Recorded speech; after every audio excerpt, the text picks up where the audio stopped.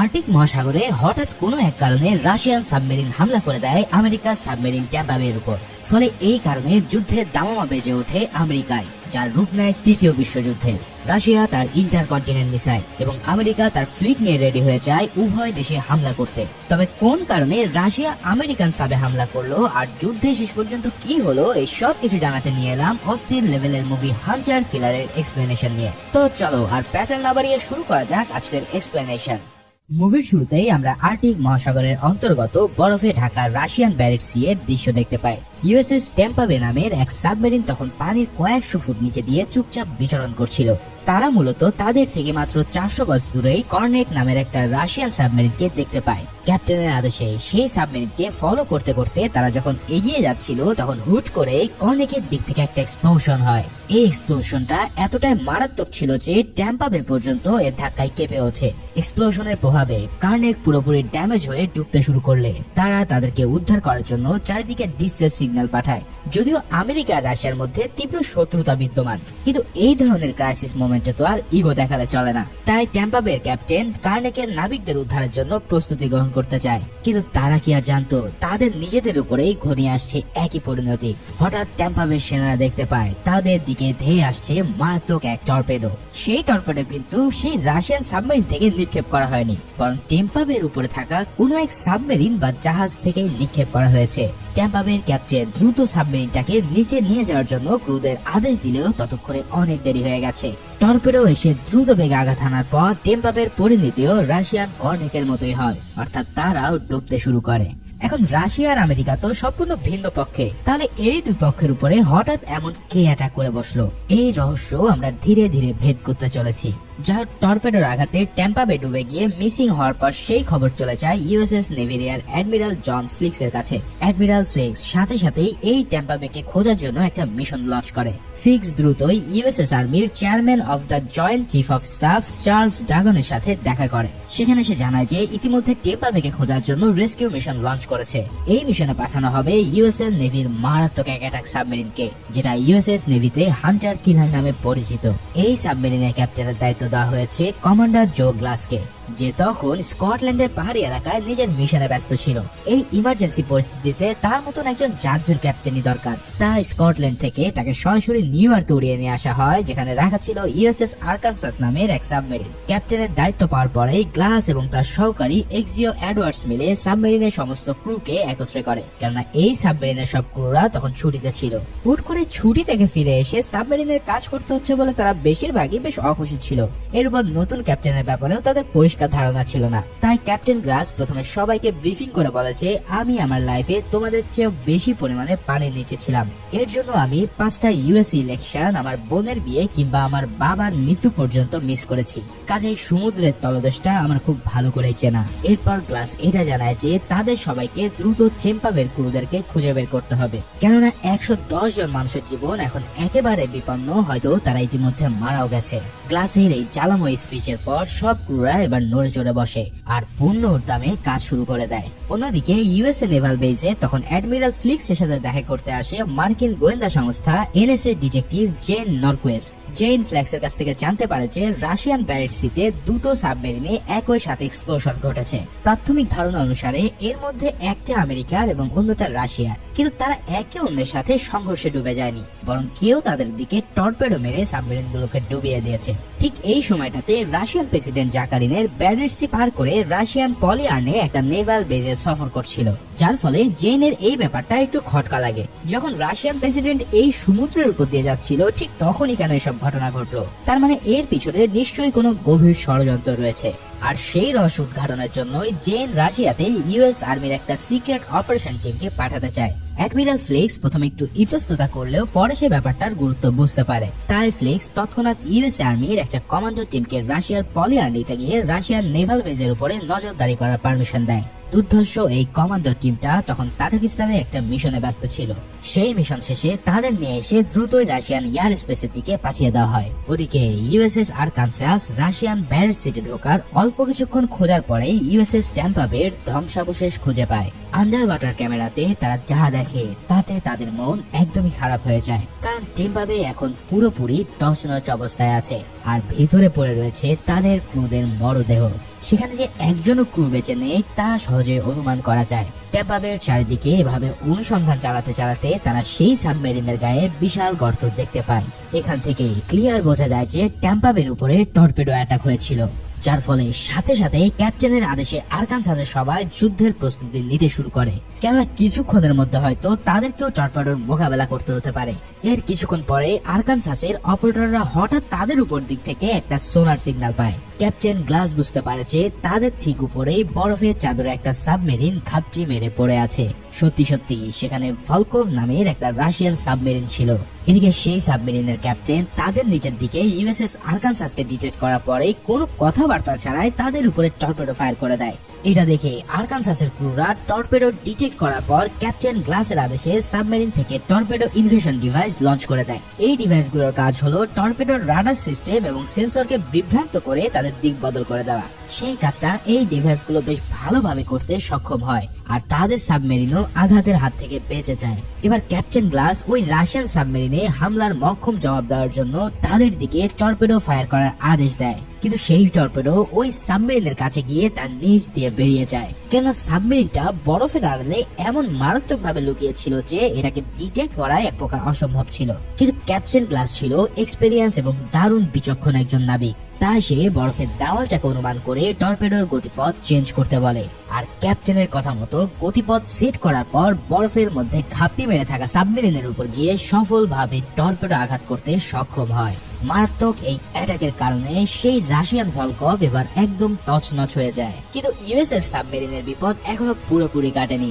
রাশিয়ানদের ছোড়া টর্পেডো গুলো এখনো এদিক ওদিক দিয়ে খুব ডেঞ্জারাস ভাবে চলাচল করছে। তখন ক্যাপ্টেন গ্লাস হঠাৎ একটা মারাত্মক ডিসিশন নেয়। টর্পেডো গুলো যখন আরকানসাসের পিছে ধাওয়া করছিল তখন গ্লাস আরকানসাসকে সোজা ট্যাম্পা বের দিকে চালানোর নির্দেশ দেয়। এমন অদ্ভুত নির্দেশ শুনে ক্রুরা অবাক হয়ে গেলেও ক্যাপ্টেনের নির্দেশ পালন করতে তারা বাধ্য হয়। তাদের সাবমেরিন নিচ দিক দিয়ে চালিয়ে ট্যাম্পা বের কাছাকাছি যেতে না যেতেই ক্যাপ্টেন এবার শেষ মুহূর্তে তার সাবমেরিনকে ঘোরানোর নির্দেশ দেয়। এভাবে ট্যাম্পা বের খুব কাছাকাছি গিয়ে ইউএসএস আরকানসাস মারাত্মক এক টার্ন নেয়, আর সেই টর্পেডো গুলো এবার ট্যাম্পা বেকেই আরকানসাস ভেবে অ্যাটাক করে বসে।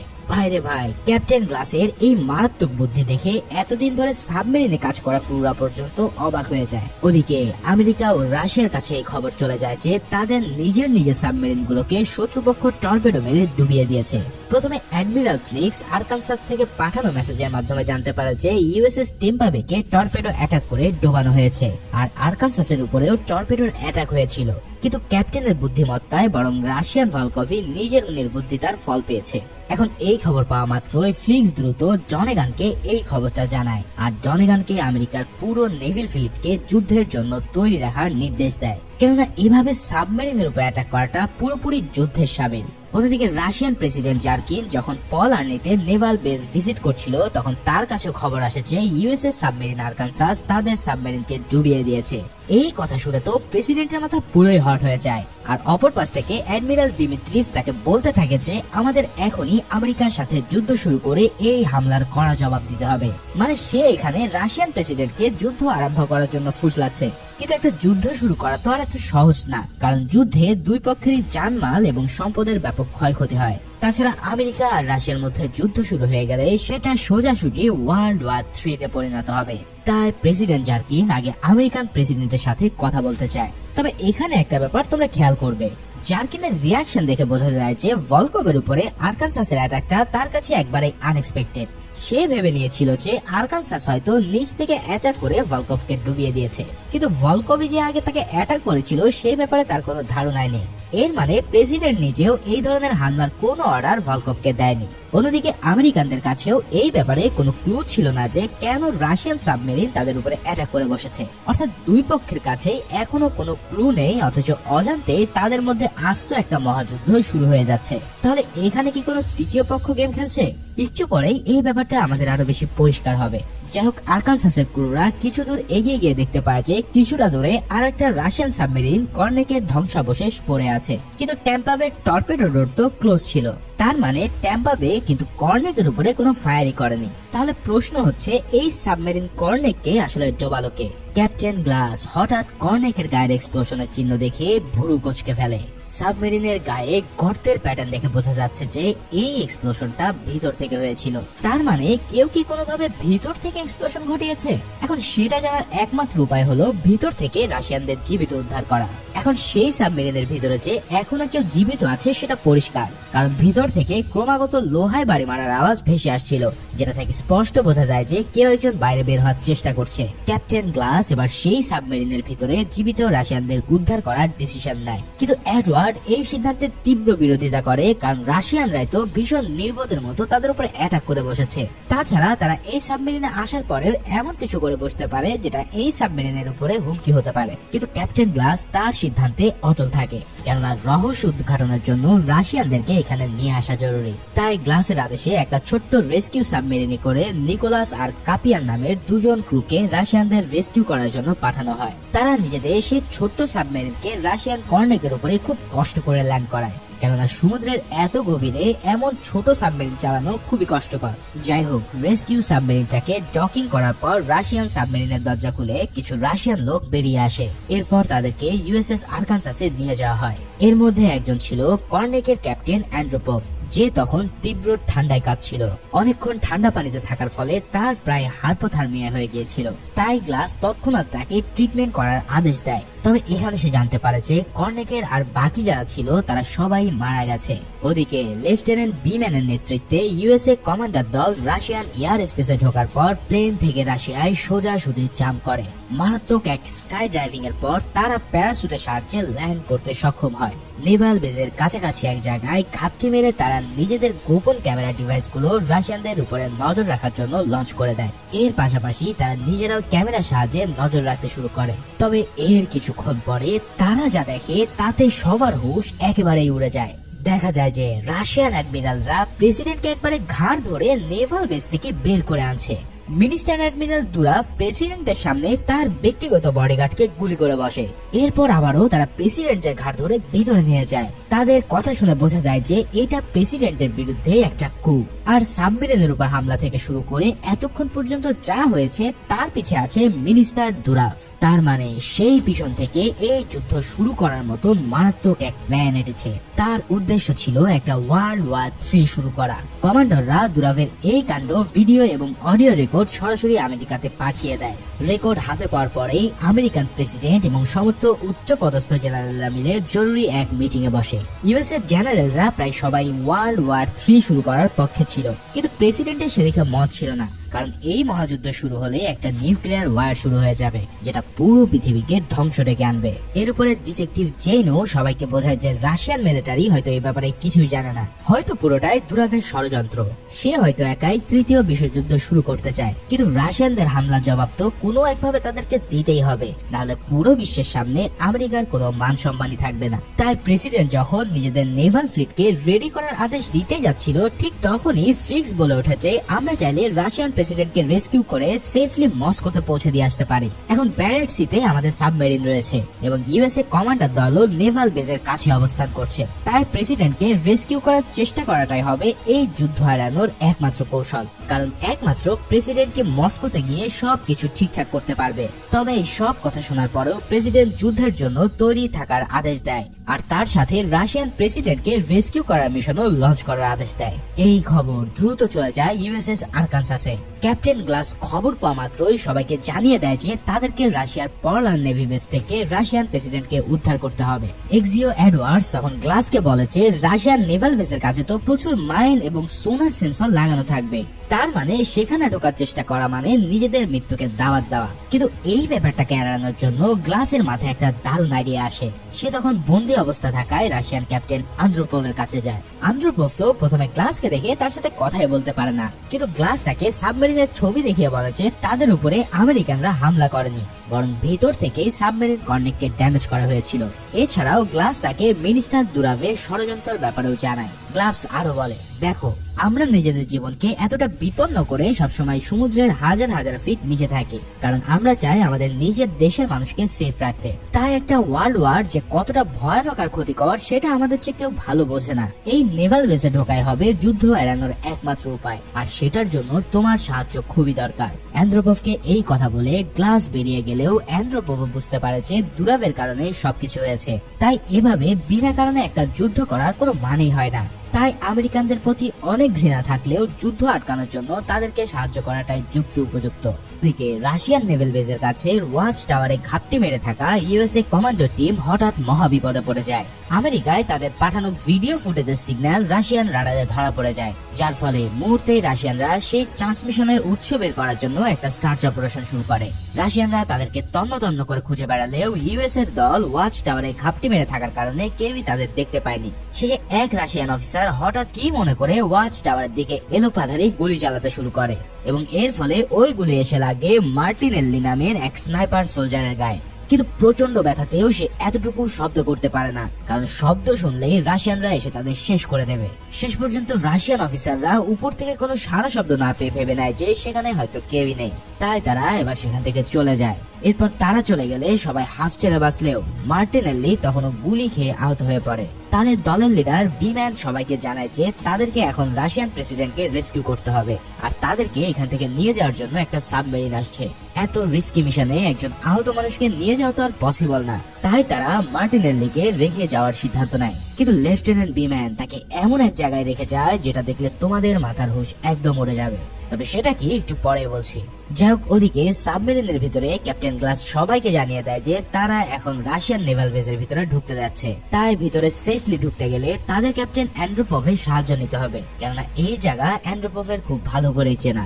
সোনার রাডার বা সাউন্ড সেন্সর গুলো এড়িয়ে যাওয়ার জন্য সাবমেরিনকে খুব নিখুঁত ভাবে চালাতে হবে, আর সেখানে সামান্য ভুল করলেও রাশিয়ানদের হাতে তারা ধরা পড়বে নিশ্চিত। তাই অ্যান্ড্রোপভের সাহায্য ছাড়া এই কাজ একেবারে অসম্ভব, কেননা সেই একমাত্র ব্যক্তি যে এই নেভাল বাউন্ডারির ফাঁকফোকর গুলো চেনে। কিন্তু ক্রুরা একজন রাশিয়ানের হাতে নিজেদের জীবন বাজি রাখাটা কোনোভাবেই যেন মেনে নিতে পারছিল না। তারা ভাবতে থাকে যে অ্যান্ড্রোপভ হয়তো যে কোনো মুহূর্তে তাদের সাথে বিশ্বাসঘাতকতা করে বসতে পারে, কিন্তু ক্যাপ্টেনের অ্যান্ড্রোপভের উপরে বিশ্বাস ছিল, কেননা একে তো সে অ্যান্ড্রোপভের জীবন বাঁচিয়েছে, এছাড়াও তার উপরে এমন একজন দক্ষ অফিসার নিশ্চয়ই বিনা কারণে একটা যুদ্ধ চাইবে না।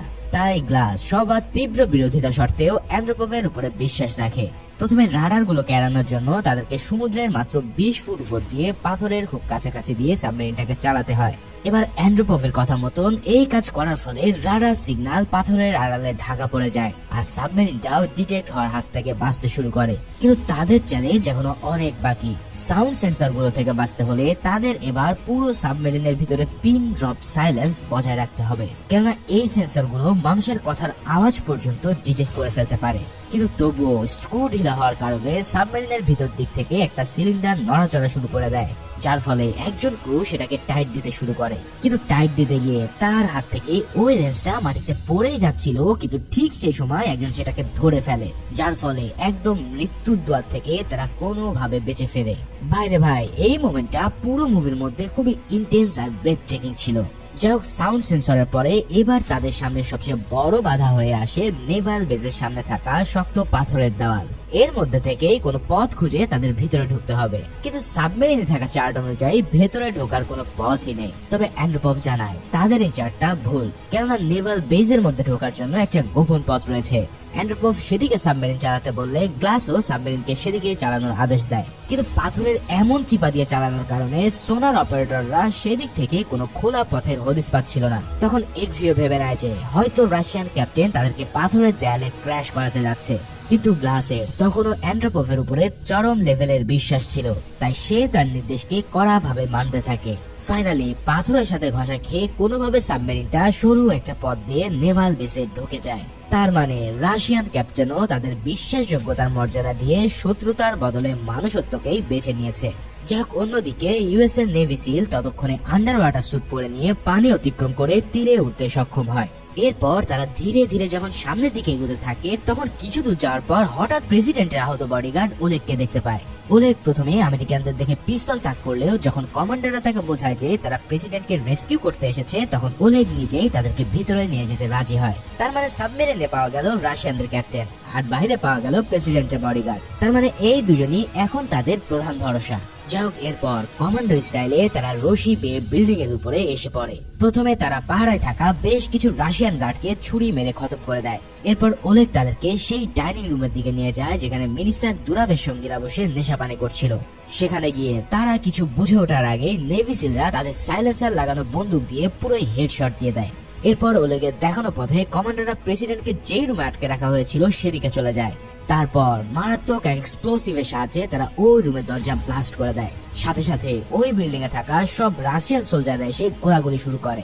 সাথে সাথেই ওই বিল্ডিং এর সব সোলজাররা চলে আসলে শুরু হয় নেভি সিল ভার্সেস রাশিয়ান সোলজারদের এক তুমুল লড়াই। তবে রাশিয়ান নেভি সিলরা এতটাই স্কিল ছিল যে তারা টপ ওদের কমান্ডারদেরকে গুলি করে শেষ করতে থাকে। তবে এরই মধ্যে নেভি সিলেরা একজন সেখানে আহত হয়ে পড়ে। ওদিকে রাশিয়ানরা আরো বেশি সোলজার নিয়ে আসার আগেই কমান্ডার হলে তার সহায়তায় রাশিয়ান প্রেসিডেন্ট জার্কিনকে উদ্ধার করতে ব্যস্ত হয়ে পড়ে। এখন একদল আমেরিকান তাকে উদ্ধার করতে এসেছে, এইটা দেখে জার্কিন তো পুরোই অবাক। কমান্ডাররা যখন জার্কিনকে নিয়ে যেতে থাকে ঠিক তখনই নিচ থেকে রাশিয়ানদের আরো বেশি রিইনফোর্সমেন্ট চলে আসে, কিন্তু রশির সাহায্যে ততক্ষণ তারা জার্কিনকে নিচে নামাতে সক্ষম হয়। তবে জার্কিনের বডিগার্ড উপরে থেকে গেলে তার সাথে দুরাভের একটা মুখোমুখি অবস্থার সৃষ্টি হয়, কিন্তু কিছুক্ষণ পর আর এক রাশিয়ান সোলজার এসে তাকে গুলি করে হত্যা করে। এরপর কমান্ডারদের তিনজন প্রেসিডেন্টকে নিচে নামিয়ে দ্রুত পানির দিকে পালাতে চায়, কিন্তু এবার উপর থেকে তীব্র গোলাগুলি শুরু হলে তারা সেটা জবাব দেয়। কিন্তু প্রেসিডেন্টকে নিয়ে যাওয়ার সময় রাশিয়ানরা পিছন থেকে একজনকে গুলি করে ক্ষতবিক্ষত করে দেয়, আর সেই কমান্ডার সেখানেই মারা যায়। এবার বাকি দুজন প্রেসিডেন্টকে নিয়ে দ্রুত খোলা ব্রিজের দিকে চলে যায়, যেখানে তাদের জন্য উদ্ধারকারী ছোট সাবমেরিনের আসার কথা ছিল। ক্যাপ্টেন গ্লাসের সাথে ইতিমধ্যে আরকানসাস থেকে একটা উদ্ধারকারী সাবমেরিন রওনা দিয়েছিল, কিন্তু সেই ব্রিজের কাছে পৌঁছালেও অপর দিক থেকে আর্মার্ড গাড়িতে করে রাশিয়ানরা এসে তাদের উপরে তীব্র গোলাগুলি শুরু করে দেয়। এই গোলাগুলিতে এক পর্যায়ে খোদ প্রেসিডেন্টের গায়ে একটা গুলি এসে লাগে। সেই অবস্থাতেই তারা কোনো মতে পাথরের ঢালে হারিয়ে নিজেদের লাইফ কাভার করে, কিন্তু তবুও অপর পাশ থেকে রাশিয়ানরা অনবরত গুলি করে যাচ্ছিল।